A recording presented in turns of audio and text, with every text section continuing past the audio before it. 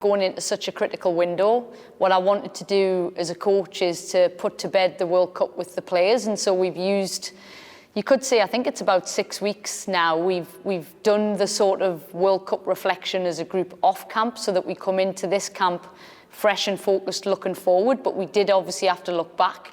How I feel is hungry, probably hungrier than ever. I think for anyone that has a setback, it has that effect on you, right? That it rots you to your core in many ways, and you spend every day since that moment probably unpicking. But I think what I do know is we need to look forward, and I feel like I've turned the page on that World Cup and looked forward. But I think there's many factors. I think the general sort of consensus, if I had to summarise it and not to unpick every single detail, but I think there wasn't one specific thing. I always think it was a lot of other factors and little factors that all you add them up and it had an effect. I think, you know, you look at yourself in the mirror, you look at tactics, selections, you look at the distractions of the year and the impact that that has on a group.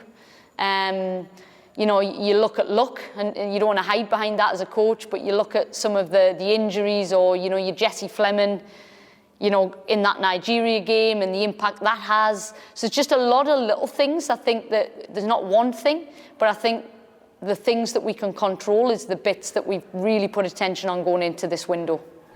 Yeah, I mean, ultimately, it's the story of this team. I felt any subs I made or historically have made have had major impacts. I think that's a given. There's a group of players that have come on and not let this country down ever. And so I think naturally you reflect on, you know, the evolution of this team, and maybe, you know, what can be and the tactics, you're right, without going into too much detail, knowing that we're preparing for an opponent. I think we have to look at the obstacles that were in front of us. So we played a block for 3 games. We're about to play a block against Jamaica, and we, you know, that I have some reflections on how we were or weren't able to do that in moments. So I think what you'll see in this window is not just the same sort of rollout and carbon copy of what this team has been in that World Cup, because I think ultimately we have to get a result in these 2 games, and I think there's some reflections naturally from me as a coach, from the players,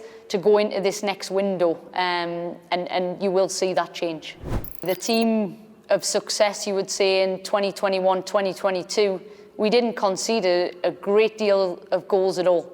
And I think, you know, I know we need to score goals 1,000,000%, but I think you have to score more goals when you concede more goals. And I think at the end of the day, this team has been founded on hard to beat clean sheet. We absolutely have lost our way a bit. Probably in 2 blowout games, if you look at the year, you've got Australia and Japan probably come to mind. But we've got to absolutely get back to that, number 1. But number 2, yes, absolutely. I don't think any of this team, myself, the staff, sit here and say we're fully satisfied with, you know, the ruthlessness of the group. I think there's an awareness there of it. There has been, and there continues to be. But absolutely, we are looking at different ways in how we achieve that. And I think you've seen this team do it. You know, there's some key games that stand out to me. New Zealand post-Olympics, obviously riding a high, but that 5-goal, you know, this team has it. It's just, where does it come from? And it's probably not from one player. I think that's the bit that we need to get that gel back. I think at the end of 2022, we were, you know, moving forward in that space. And again, that hard reset of, yes, what this 2023 looked like for us in terms of preparation for a World Cup was very, very difficult. We lost our flow from what we had in 2022, but we have to reset, and we now have something that's really dear to this group's heart, and that's an Olympic Games on the line. And ultimately, I hate to say it, but we've been the team of bounce backs from probably, you know, you think of 2012, 2016, 2020 or 2021, it was off the back of probably disappointments of World Cups, and I thought we were going to change that. We didn't, but we know what's on the line, and I think that's enough to get this group hungry and ready to go. I think, like, full accountability, I'll be honest, in every phone call I've met with every single player, there wasn't a lot of deflecting and a lot of sort of blaming, and what I got from my group is a lot of self-reflection and focus, to be honest. So that's really, you know, when you talk about what do you feel, I genuinely feel that the group are going to come in hungry, and ultimately, you know, like, there's no way any of us wanted that happened in the World Cup. But I think absolutely there's been deep reflection, but not deep where I feel like it's going to run into the camp. I think we've had the conversation. I took the 23 reflections from every player. I presented some themes to the group and an action plan of, right, this is what this camp is about. And I think ultimately we have to come in and take away that hangover, because I think that's what it can be. If you're not careful, it can run into this window. I mean, that's basically what we're aiming to do, is to come in and use that hunger and desire, the same hunger and desire when I took over, you know, in that short Olympic campaign that I had when I first got the job. That hunger and desire and commitment to a team, doing everything to get this team to Olympics, is exactly what I feel I'm going to get.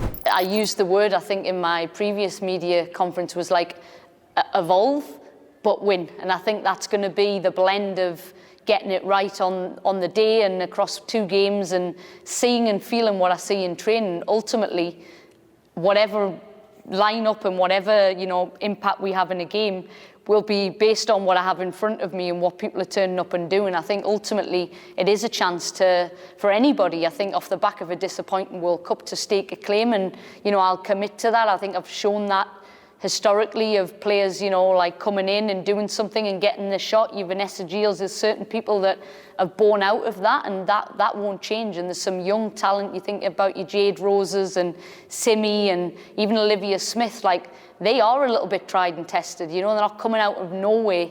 We know them. It'll just be who can handle what in each moment. And I think as a coach, you get a feel of where they're at, but they'll definitely have a role to play.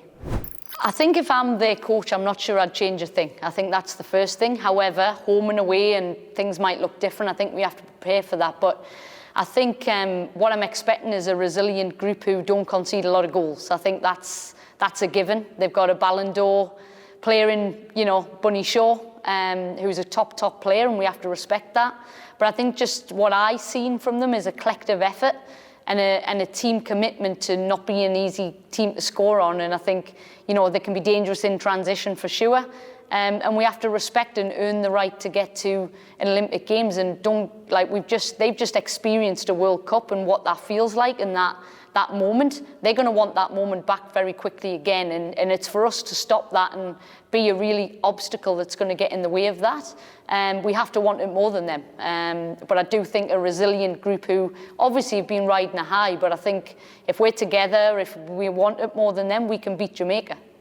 Yeah, I think we want to give the people who've supported this team through a difficult year that moment. You know, we had a moment where the country stopped for an unbelievable moment of gold medal. We've had the real disappointment and heartache of a World Cup. We've had, you know, trials and tribulations on the pitch, off the pitch. But at the end of the day, the reason this team put the jersey on is to make their country proud. And I think to do that, and even just to see a sellout crowd already, I think will mean the world to the players, and it'll make them sprint the extra 10 yards. It'll make them do the recovery run. It'll make them, you know, all them things that this team's known for. It's going to push them through in an incredible moment. And I think, you know, to know that you've got a crowd on your side. We probably had an Australian crowd against us and even an Irish crowd. It felt like in them moments. I think to have your own country, hopefully, you know, right behind this team, it'll spur them on every moment.